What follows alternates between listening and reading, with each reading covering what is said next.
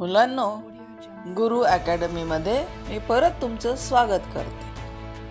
आजच्या या व्हिडिओमध्ये आपल्याला जलचर प्राणी बघायचे आहेत। जलचर प्राणी म्हणजे पाण्यामध्ये राहणारे प्राणी। चला तर मग या प्राण्यांचं मराठी आणि इंग्रजीमध्ये काय म्हणतात हे आपण बघूयात आणि थोडक्यात त्यांची माहिती पण घेऊयात। हा आहे बेडूक। काय आहे? बेडूक। इंग्रजीमध्ये याला फ्रॉग म्हणतात। काय म्हणतात? फ्रॉग। याचं स्पेलिंग आहे FROG। बेडूक पाण्यात आणि जमिनीवर दोन्हीकडे राहते। हा आहे मासा। माशाला इंग्रजीमध्ये फिश म्हणतात। याचं स्पेलिंग आहे FISH। मासे नदी आणि समुद्र दोन्हीमध्ये दिसून येतात। हे आहे कासव। काय आहे? कासव। याला टॉर्टॉइज म्हणतात इंग्रजीमध्ये। याचं स्पेलिंग आहे TORTOISE। कासव पाण्यात आणि जमिनीवर दोन्हीकडे राहू शकते। हे आहे टर्टल। काय आहे? टर्टल। इंग्रजी आणि मराठीमध्ये याला टर्टल म्हणतात। याचं स्पेलिंग आहे TURTLE। हे समुद्री कासव आहे। हा आहे खेकडा। याला इंग्रजीमध्ये क्रॅब म्हणतात। याचं स्पेलिंग आहे CRAB। क्रॅब म्हणजेच खेकडा पाण्यामध्ये राहतो। हा आहे ऑक्टोपस। काय म्हणायचं? ऑक्टोपस। इंग्रजीमध्ये देखील ऑक्टोपसच म्हणतात। याचं स्पेलिंग आहे OCTOPUS। हा 8 पाय असलेला आणि समुद्रात राहणारा प्राणी आहे। हा आहे जेलीफिश। याचं स्पेलिंग आहे JELLYFISH।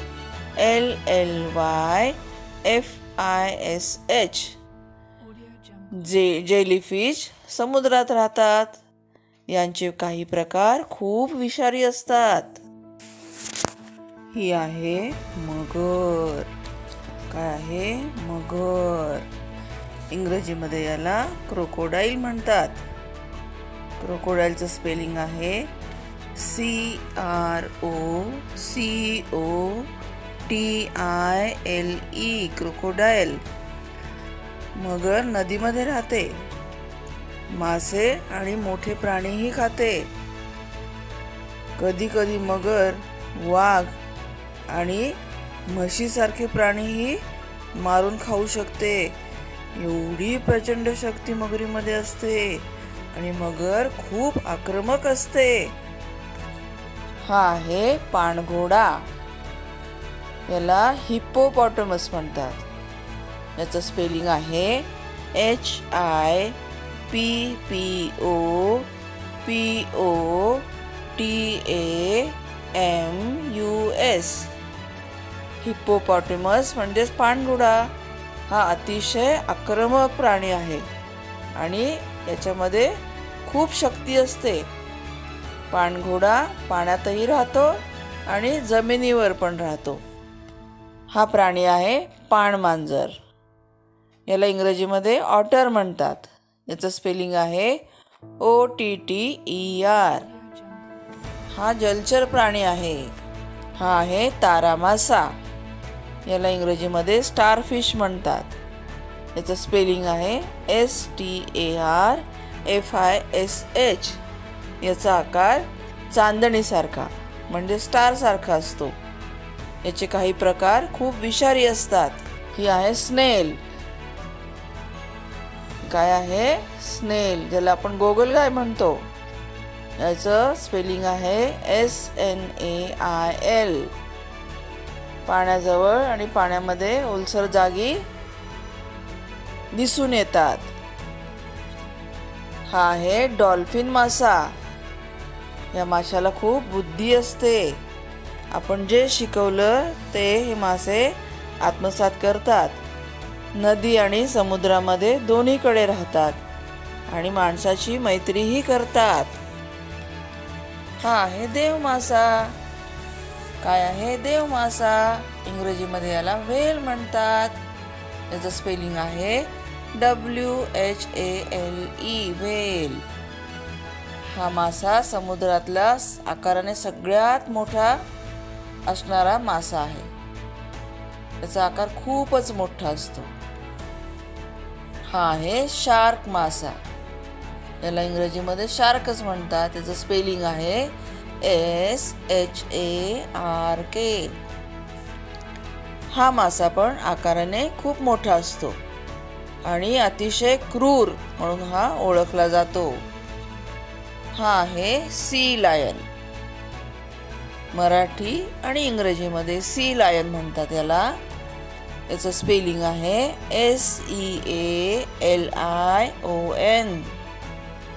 अति थंड प्रदेशातील समुद्रामध्ये सी लायन राहत असतात.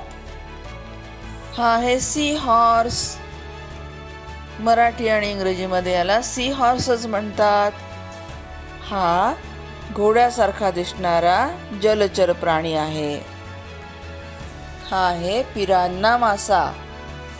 इंग्रजी मराठीमध्ये पिरान्हाच म्हणतात.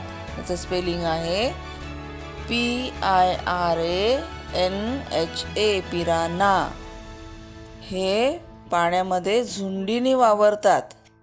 खूप आक्रमक असतात आणि त्यांच्या तावडीमध्ये जे मिळेल ते खाऊन फस्त करतात. हे आहे पेंग्विन. काय आहे पेंग्विन? याचं स्पेलिंग आहे PENGUIN. हे पेंग्विन अति थंड बर्फाळ समुद्रामध्ये राहतात. उत्तर ध्रुवावरच्या समुद्रामध्ये आपल्याला पेंग्विन दिसून येतात. हा दक्षिण अमेरिकेमध्ये सापडतो. याचा आकार खूप मोठा असतो आणि याचं वजन पण खूप जास्त असतं. हा आहे पाखट मासा. याला इंग्रजीमध्ये स्टिंग रे म्हणतात. याचं स्पेलिंग आहे STINGRAY. या माशाला मागे लांब टोकदार शेपटी असते. या शेपटीने तो डंख मारतो आणि याच्या शेपटीचा डंख हा विषारी असतो. हा व्हिडिओ आपल्याला आवडला तर कृपया लाईक करा, शेअर करा, बेल आयकॉनवर सबस्क्राईब करा आणि कॉमेंट बॉक्समध्ये तुमच्या प्रतिक्रिया जरूर कळवा.